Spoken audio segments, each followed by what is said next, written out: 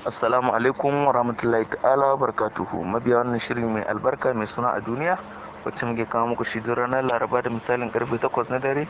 To sannan ku da kasancewa da mu, sannan ku da ƙara kasancewa da mu a wannan lokaci mai albarka.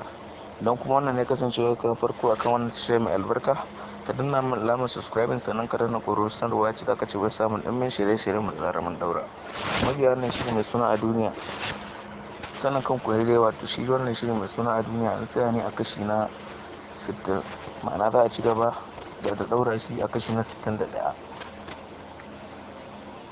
Sannan mun tafi hutu yanzu tsawon wajen watan mu biyu ba mu kawo muku wato shi an wannan shirin mai suna a duniya ba, duba da yadda yake ƙayatar da ku shine ya kamata mu tafi hutu domin mu je mu ƙara taso fim ɗin domin ya ƙara ƙayata shi, domin ya ci gaba da ƙayatar da ku kamar yadda kuke son ya ci gaba da ƙayatar da ku.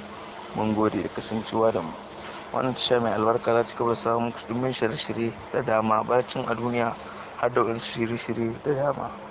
Ku dai ku kasance da mu, ku ci gaba da mana subscribing sannan ku ci gaba da tunna mana ƙaruwar sanarwa. In Allah ya yarda ranar Laraba ta sama za mu kawo muku wato shi an wannan shiri mai suna a duniya. Mu dai kawai damuwar mu ku danna mana alamar subscribing sannan ku danna mana ƙaruwar sanarwa sannan ku danna alamar liking akan wannan bidiyo. Mun gode da kasancewa da mu.